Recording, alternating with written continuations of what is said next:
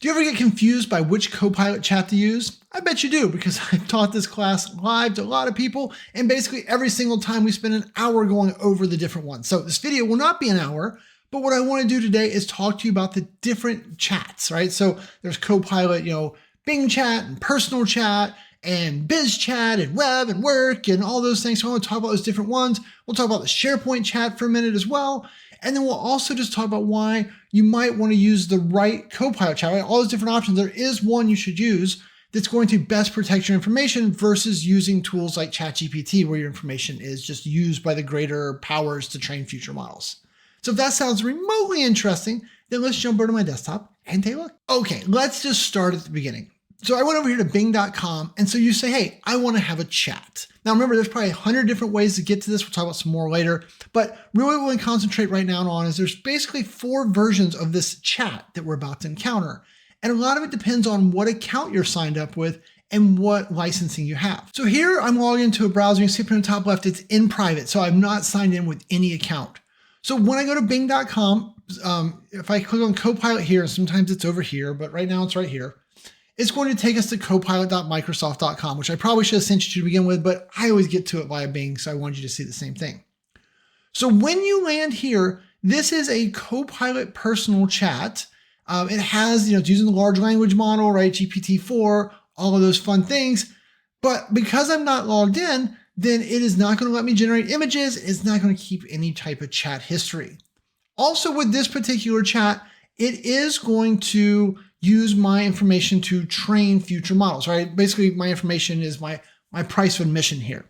But, this is where you can come in here. So instead of maybe looking up, what's the best charging cable for my new iPhone 16, I would just go down here and ask it, what is the best charging cable for my iPhone 16? And here you go, it's going to come back with some different options for me with links to all of those, right? Like I'm one of those people, I don't use internet search at all anymore. I come into one of the different chat tools and I ask it my question and let it do all the searching and provide it. And if I want to get more information, if I want to dig into the, this Apple charger here, then I would of course be able to use the link here and say, oh, so this is the plug there. So then I could go read that specific one, but I might just be what I needed there, right? Okay, so this is the first one. This is not logged in at all. Now, second up is I want to log in with my personal account. So this is the browser over here. So this account is logged in as my Cincy Shane at Outlook.com, right? Just my regular Microsoft account. I've been using to play Xbox for 1,000 years. And so by logging in with this particular account, now if I go over here, right, notice the icons here, but I could also get to it up here as well. In different places, I like to move them around. It takes me to that same Copilot Microsoft.com. Now the big difference here, right, you see my pretty face, woo! And my face is not really what it was after, but now we would have the ability to say something like, create an image of a turtle playing Xbox. And because we're signed in, we have the ability to use the image generation tool, and so it's going to make that for me. And while it's making it, that is a cute little picture, right? It kind of has a little Pokemon like vibe there, but anyway, doesn't matter. But so if we go up here as well, we can see that now, we have the ability to get in there and do more things. Like if we get right here at the bottom, if we click on the little Bing icon, right? So this will take us back to the home screen. And so this is one of those nice features we won't get into today, but they've got this new little top news stories of the day. It's pretty good. It uses the voice stuff, some different kind of things. But once again, down here, if I click one more time, then I get the history of all the different conversations I've had. So I can go back through this, right? If we switch back over here to the in private one, we can go to the home. But if we look at history, right? You have to be signed in to keep your history, which makes a lot of sense. Okay. But so that's important as well while you're over here. So let's go back to this one. All right. So if I click over here, I've got some different settings I can configure. We're not going to do it today, but if you haven't tried any of the voice chatting stuff with these different Copilots, it's really good. It's really a big fan. So check that out if you get a chance. But the other thing I want to show over here was if we go to click on me here.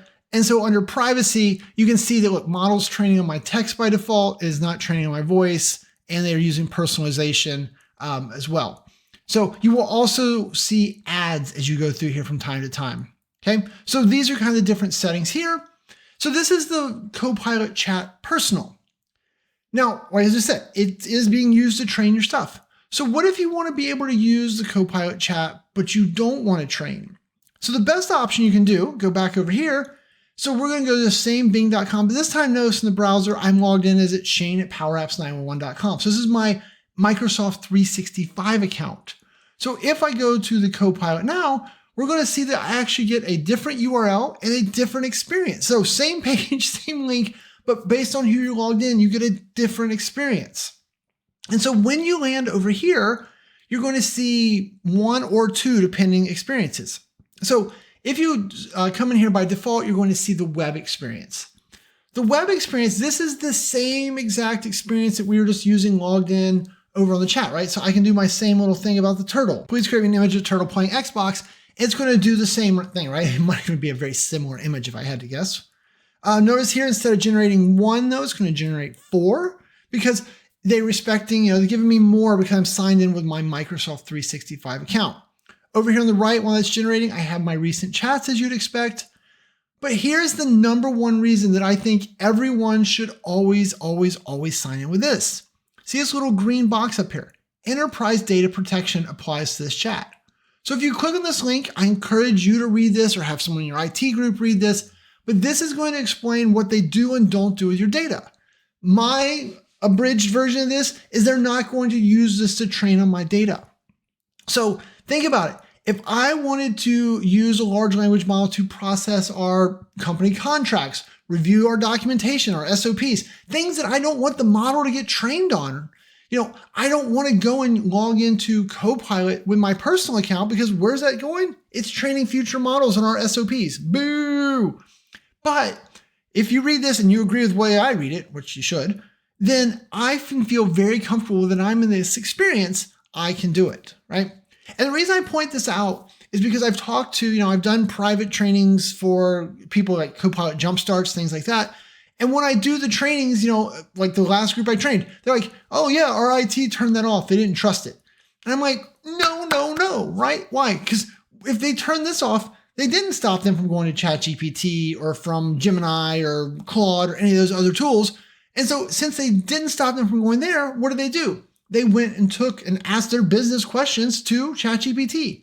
Where did all their data get trained when they went and logged in their free or even their $20 a month ChatGPT account? It went straight to training future models. So it was getting the data. So if you are going to work and use a large language model with your data, your company data, things that you don't want the world to know or be trained on in the future, this is where you should be, right? You want to be able to see this green little checkbox. Keep in mind, this one doesn't cost anything extra, right? I can log into this in an account that doesn't have any special Copilot licenses. Everyone that has my M365 license, they can use their M365 account, log in, and they get this web chat, right? Like if we go back over here to Chewy's window, right? So the green up here, this is Chewy.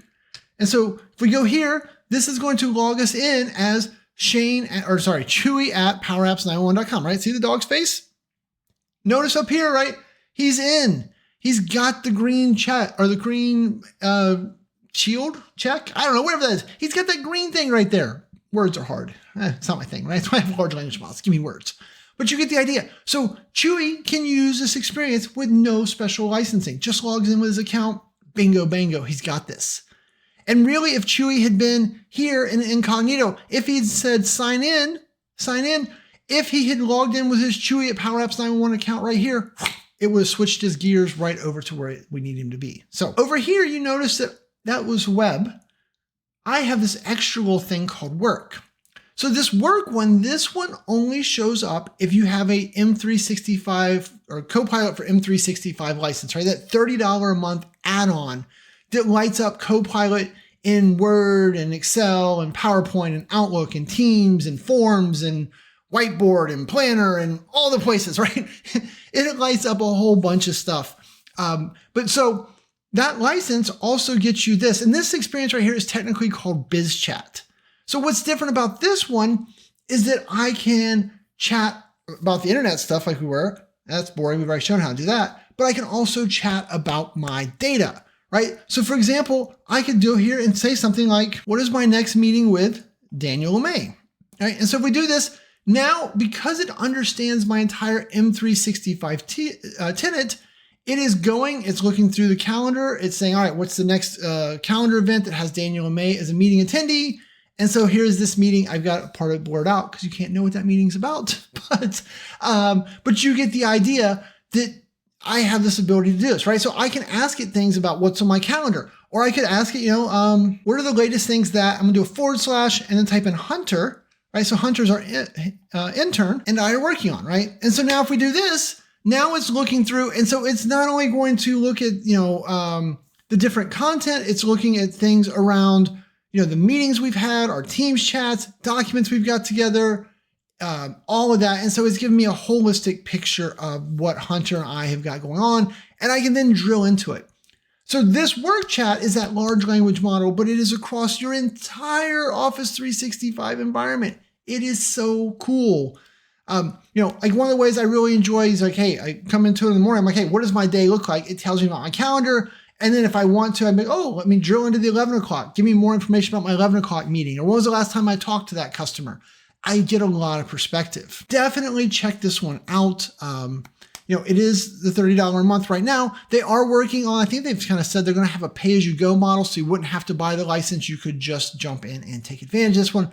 And it's got all these other things where you can start to build agents around it. You can start to do plugins. You can edit in pages. There's a lot more features here, but really I just wanted you to understand what's the difference in the different chats that you're seeing. Next up, let's switch over and talk real quick about the SharePoint chat that you may have seen already. So let's jump over there. Hey, while I'm switching gears, just a reminder, I've got a Copilot Jumpstart class coming up in just a couple weeks. I think it's like January 28th. Just go to training.powerapps911.com. You can sign up for that one-day class where we just spend all day nerding out on all the different Copilots for Power Apps, Power Automate, Office 365, Copilot Studio. We get into all of those fun things so that you can be smarter about all this AI stuff, because let's face it, we're all behind the curve because AI changes so fast. I mean, behind the curve. Anyway, hope to see you in that class. All right, after that fun little commercial there, so you can see here, I'm on a SharePoint site. And so up in the top right, I have this Copilot icon. Now, once again, the only reason that I have this icon is because I have that $30 per user per month license. But if I click on that icon, you're going to see that it opens up a Copilot agent site, right? So this is a Copilot agent just for this site, right? That's the name of the site. And so then what this does is this allows me to chat and have conversations just about this SharePoint site. So it does not understand all my Teams meetings, my emails, and all the other repositories. It is going to be just focused on this site. So you can, though you might ask it though, things like, what's going on with my different content, etc. You can also, if we jump in here to like a document library, here, let's just go to document library like this. I don't know how to get document libraries anymore. And so here you can even create agents specifically around just one document library. So that one was about the whole site, all the content in the site. This one is about just this document library. Or I could even come in here and click on just a couple and create an agent just around those two documents. These agents don't really have anything to do with that other Copilot we've talked about, but I wanted you to see this because this one shows up, and I'll put a link to a video up there that goes through how all of this one works in more detail. But I thought this one was kind of worth mentioning as we go by, because I can see where that gets confusing. Like, why do some people have this, some don't? Because if we go over here, let's just copy this URL. And if we log back in as Chewy again, remember, so Chewy has no special licenses. He's going to go to the same exact SharePoint site and notice that he does not have any type of Copilot icon up here. And if it ever loads, he doesn't have Create Agent up here as well. If he selects some things, still no Create Agent because he doesn't have that. That's that M365 license providing that, though they said pay-as-you-go is coming for that as well. Then last but not least, we have got the ability to use Copilot Studio. Copilot Studio is the ability to create your own agents, right? Chatbots, but it doesn't have to just be a chatbot, right? Like, so this is my HR assistant one. So this is one I've used and published in Teams, right? Like if we switch over to my Teams real quick, you can see over here in Teams, I've added that as someone I can chat with. And so it can do things like answer, my HR questions and things like that, right? So that was our HR assistant chatbot, which is a lot of kind of people's first agents. They want a FAQ agent or whatever. But remember, these agents all have the ability to have knowledge, right? So pull in SharePoint, Dataverse, my Outlook calendar, whatever, it has the ability to pull in data from different data sources. But it also has this ability to do actions.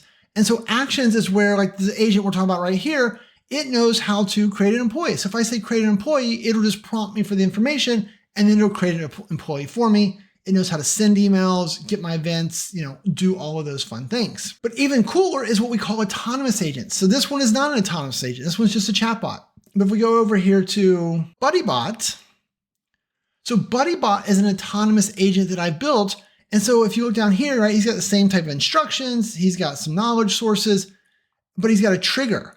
So what he's been configured is anytime I get a new email from Chewy, BuddyBot is going to use these rules, and basically based on the type of email, BuddyBot is either going to respond to Chewy's email or forward it off to Jennifer to help us get a meeting scheduled. I've also got it using different repositories to kind of get smarter, better information. And I'm currently massaging this one. I'm hoping soon to do a video on this autonomous agent so you guys can get a better look at how I'm doing this. But so this is not your typical chatbot. This is just an agent that sits in the background, waits on something to happen, in this case, an email to come in, and it does what I need it to do. Super powerful, right? So if you're thinking about, hey, in 2025, what do I need to be better at? It is Copilot Studio. It is going to completely change how we do a lot of things. And like I said, I've got some videos in the works very soon that should be out to kind of help you guys get going with that. If you got ideas for things you'd like to see this autonomous agent do, or the other agents that I built, I got about 3 or 4 in the works. Let me know. Okay, I think that's enough for today. Hopefully this helps though. So remember, when you want to use a large language model to chat, the best option for you to do is to go to that bing.com chat and then sign in with your M365 account so you get that lovely enterprise data protection, right? This little thing.